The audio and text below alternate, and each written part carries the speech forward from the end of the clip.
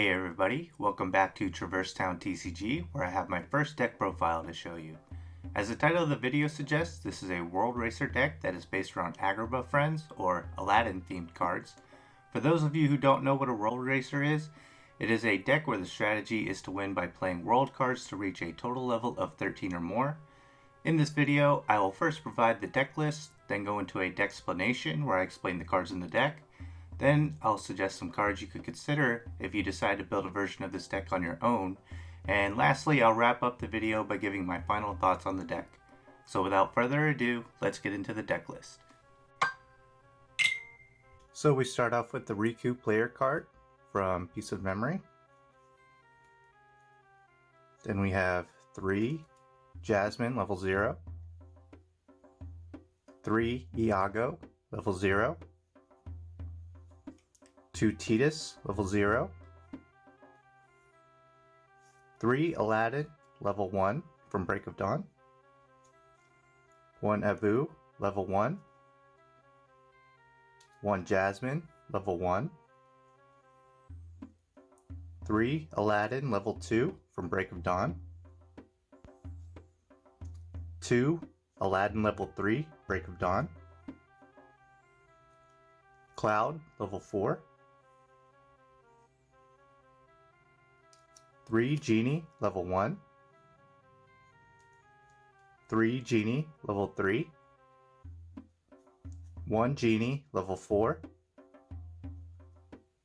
2 Bambi level 3,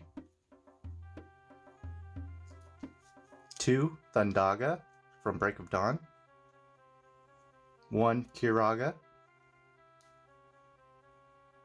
3 Wishing Lamp, 2 Magic Lamp, 1 Magic Carpet, 2 Stealth Sneak, 1 Behemoth, 1 Cave of Wonders Guardian, 3 Agrabah level 1, 3 Agrabah level 2, and 3 Agrabah level 3. So there are a total of 50 cards in the deck that mostly consist of characters from Aladdin, but there are a few other cards I chose to go along on the magic carpet ride with us, such as Tidus, Cloud, and Bambi. I'm sure you all noticed that there are several cards in Japanese, but other than the player card, all of the cards in the deck can be found in English. Next, I'll be going over how the deck works by explaining the cards in my list. The ideal player card choice for World Racer decks is usually one that has high heart points. I chose the Riku player card from the Japanese set Piece of Memory because he has one of the highest heart points in the game at 9 and a decent attack value at 5. He is also a level 1, which means more often than not I'll be going first against aggro decks that are likely to have a higher level player card. There's quite a bit of synergy between the Aladdin themed cards that really make the deck consistent. For starters, there are a great amount of search cards such as Jasmine level 0 from Light and Darkness and the Agrabah level 1 World card that both allow you to search your deck for an Aladdin card and put it into your hand. Other search cards in the deck include Aladdin level 2 from Break of Dawn, which lets you search your deck for a Genie card, and Genie level 4 allows you to search out any magic card in your deck. Another way in which this deck is consistent is the amount of draw cards. Genie level 1 has a come into play effect to draw a card, and Bambi level 3 also has a similar come into play effect, but it draws 2 instead of 1. Another draw card in the deck is the Wishing Lamp Keyblade, which, when equipped, allows you to draw a card every time you play an Agrabah World card. I want to note that Wishing Lamp was errated so that you'd only draw a card when you play an Agrabah World card, despite the text saying an Agrabah card. So you do not draw a card for playing an Aladdin, Abu, Iago, etc. You only draw when you play an Agrabah World card. The search and the draw cards in the deck just make it a very consistent World Racer. It sets up quickly and allows you to draw into the cards you need to battle dark cards your opponent will put onto your worlds to slow you down. Speaking of battling, this deck has a lot of cards that allow you to easily clear dark cards off your worlds. In terms of raw firepower, you have your Genies, which all have amazing support values, and I also play a copy of Cloud from Light and Darkness in the deck, which has a support value of 9. The cool thing about Cloud is that when he participates in a battle, you do not need to discard him. He goes right back to your friend area. One of the best cards in this entire deck is Iago. When you discard Iago from your friend area, he allows you to discard one Dark Heartless off your Agrabah world card. Dark Heartless cards are usually the toughest dark cards to deal with on your worlds due to the varying effects they have, but none of them are a major threat to this deck because you always have the option of discarding Iago to get rid of them. Lastly, this deck has magic cards to deal big damage to dark cards. Thanks to several cards in the deck that have high magic value, this deck is able to play high level magic cards. Thundaga deals 7 damage to a dark card, and thanks to Agrabah level 2 doubling Thunder effect, and Agrabah level 3 doubling all magic damage, I can deal a whopping 14 damage to any dark cards on my worlds. I don't know why they chose to do this, but the level 4 Break of Dawn magic cards deal 1 extra damage, so you'll want to go with those if possible. Between the high support value and magic damage, this deck has no problem taking down even the beefiest of dark cards, and for all of those Dark Heartless that have annoying conditions for defeating them, Iago takes care of them with ease. There are several other cards in the deck that I thought were necessary inclusions to round it out. Tidus level 0 from a Darkness Awaken allows you to discard him from your friend area to discard a level 0 in play. This card is essential in this deck for dealing with Al. Al is a popular card that prevents you from playing Magic Friends, so because we play Genie and Bambi, we need Tidus to deal with Al. Abu is a decent card that can discard your opponent's equipment card when you discard him from your friend area. I run 1 copy of Abu to keep up with the theme of the deck, but to be honest, his effect is not always that useful because there are several cards in the game that negate his effect.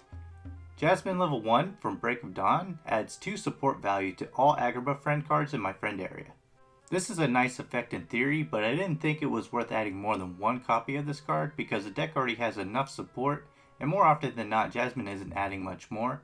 I could probably cut this card, but Jasmine also gives me another Agrabah friend to equip Magic Lamp, so it has enough of a role where I can justify running 1 copy.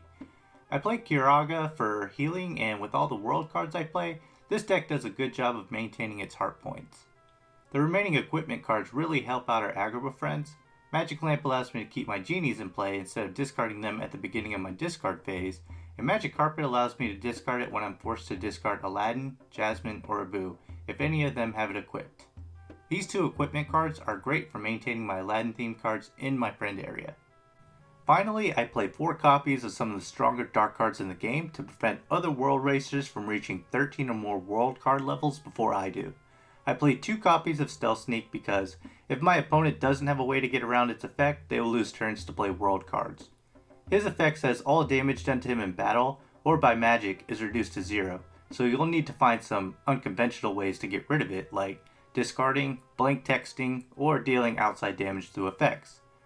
Behemoth forces my opponent to use their entire friend area when choosing to battle it, so it can potentially clear their friend area.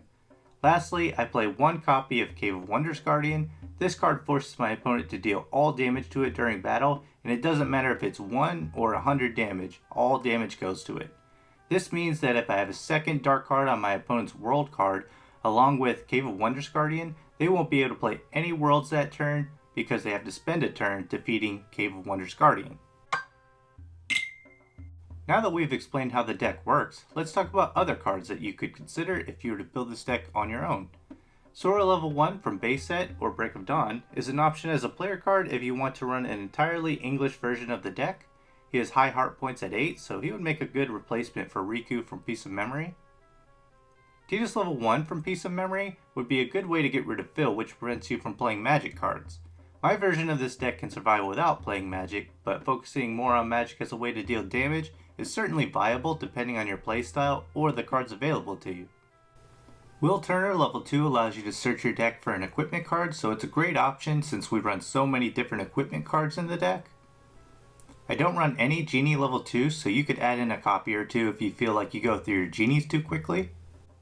Aladdin level 4 is another card that will let you search for your Genies, but I'm personally not a fan of this card for a number of reasons. For starters, he is too high in level, so it's harder to get him into play, and he is a level 4 that only has a support value of 1. Aladdin level 4 also can't use the Break of Dawn magic lamps because the earlier sets didn't label their friend cards as being from their respective worlds. Attack cards are always great, so Oblivion and Ultimate Weapon would definitely be powerful cards to include. Oathkeeper would also be great to heal back an additional heart point for every Dark Heartless you defeat. The only reason I didn't include attack cards is because I feel like the deck deals enough damage on its own, and the card count is already higher than most of the decks I run. So there you have it. Those are all the cards I could think of that are worthy of consideration for the deck. I did a lot of play testing with my version, and I'm comfortable with the list I have, but not everyone has the same playstyle or thought process, so I really wanted to include this section. So to give my final thoughts on this deck, I can't stress enough how consistent it is thanks to so many search and draw cards. I also think that it's a competitive deck because it's able to handle almost any situation in the game, and it's fun to play. Out of the English decks that follow a specific Disney World theme, I think it's tied with Olympus Coliseum as being the best thanks to all the synergy among the Agrabah friends. If I had to pick cards that really define the deck, I'd go with Iago, Genie level 1, Wishing Lamp, and Aladdin level 2 from Break of Dawn. Clearing Dark Heartless off your worlds is essential for World Racer decks, and not many cards do it better than Iago. Genie level 1's ability to draw, while also adding 6 support value for a low level, makes it one of the best magic friends in the entire game. Despite the errata, Wishing Lamp allowing you to draw a card every time you play an Agrabah World card is still very good, and further adds to consistency. Aladdin level 2 from Break of Dawn searches for any genie and allows you to play up to level 3.